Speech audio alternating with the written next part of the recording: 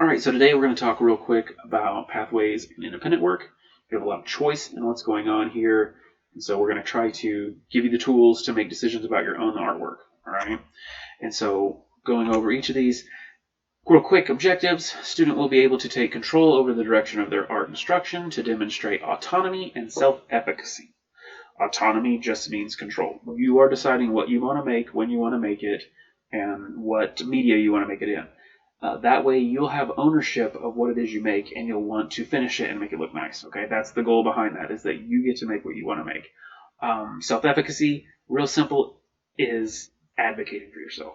If I'm helping other students and you need help, you need to find a way to get that help, because sometimes I'm not going to notice that because I might be engrossed in with a project with another student and we're trying to figure that out.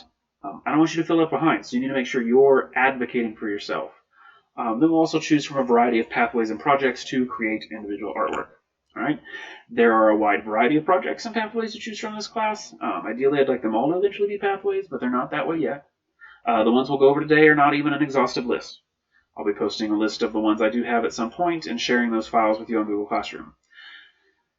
If the type or style of artwork you want to tackle isn't on here, just ask. There's no, what's the worst I can do? I can tell you no. This is how a lot of the stations get made in this class, is by student request. Here's kind of a rough list. I got Drawbox stuff that you guys have been doing with skills and drills in intro, and we'll do some of that still, kind of going over the basics again this year. I've got illustration stuff, watercolor painting, oil painting, acrylic painting. Ceramics is kind of off the table right now because the kiln's broken. Sculpture, wire, cardboard, paper mache, black backlit cut paper, weaving, pastels, street art, pen and ink. I got all kinds of stuff for you to choose from. Some of them are made, some of them are just outlines, and we'll kind of figure that out. So as an example, here's an example of an acrylic painting that someone made in the past. You can go pretty big with acrylic because it does, it's a really good media to kind of work in for larger scale paintings. Oil painting would also work for that. Here's some examples of some concept art for video games, right? Art director came to them and said, hey, I want you to draw Geralt of Rivia, and that would be what the top middle one is. Them kind of coming up with their own version of Geralt of Rivia. There's comic books. This would be an example of a scene from, I believe, The Dying Joke by Brian Boland. His, interpretation of Joker, and you could learn a lot by, say, trying to copy his style and make up your own comic book. And you may decide, hey, this is what I like to do, and all you do is spend the rest of the semester making comic books. There's more technical illustrations, like something you'd find in, say, a medical textbook, or I've had guys in the past do like how an engine goes together, or how like a gun, when it's taken apart, goes together, and be pretty interesting. These are the backlit cut papers, not really a pathway, but more of just an off one shoot assignment. If you're doing pen and ink and you're getting kind of tired of pen and ink, this is a great assignment to just go have some fun with for a few weeks and then come back to pen and ink if that's what you want to do.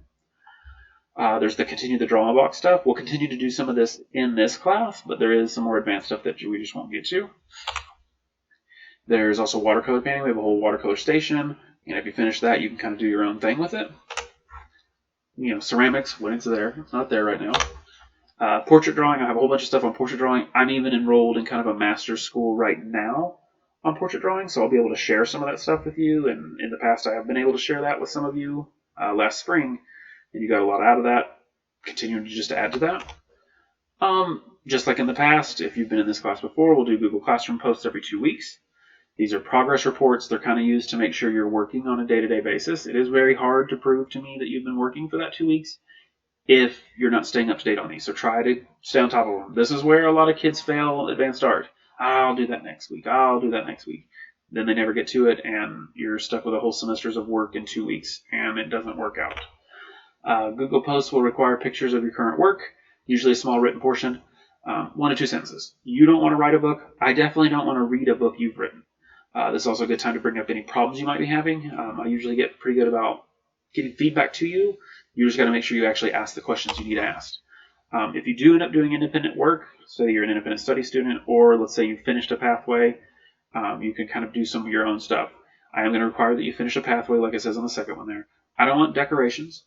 I get it. I know if your name is Jimmy and the giant letter J in watercolor looks cool and it really ties your room together. It's not really artwork, though. It's decorations, and we want to work more towards trying to communicate an idea to people in the form of artwork.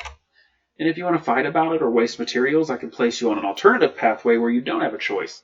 And you can do that for a month until you figure out what it is you do want to do and can handle and prove that you're capable of handling the freedom in this class. At the end of this semester, you will submit a portfolio of all the pathway and independent projects you've done. I am probably going to require that this year just because right now the plan is to go remote at that time.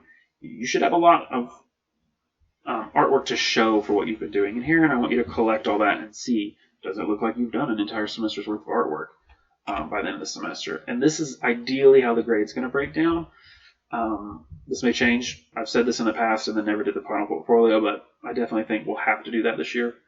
Your skills and drill stuff that we do once a week will be 35% of your grade. Your Google Classroom checkpoints will be another 35%, and then your final portfolio will be 30%. And that final portfolio will be all the stuff that you're turning into Google Classroom anyway, so that's the big chunk. You technically could do none of the skills and drill stuff and still pass this class, but you'd have to be perfect on the other things. And so that's it. We need to figure out today what it is you want to do. If you're remote, obviously you're kind of, I can get materials to you maybe on like a Wednesday if you want to come up and get it, but some of the stuff, I'm not sending you home with oil paint. I'm just not gonna because it's super expensive. And it's not like I have an infinite amount of tubes. So if you're at home, you're going to be kind of stuck with what you can get your hands on. That said, as far as knowledge-wise, I can give you everything else that everyone else has. Just have to figure out the material thing. And I can recommend materials if you need them. Definitely what I'm doing, with the drawing pad behind there, you see I can recommend, what you need to buy if that's something you want to do, right? I'm working on portrait stuff back there. So if you're remote, you need to shoot me an email, somehow private message me, whatever way you're comfortable with and probably the way we've communicated in the past, and figure out what it is you're doing. Let me know that. I may make that part of the assignment. If you're in class, you need to figure out what it is you're going to do. Now, there's a lot of you in class. I may not be able to get to you today or tomorrow. I'm not going to start your first 2 weeks until Monday. And so you'll have some time to figure this out if you're not sure.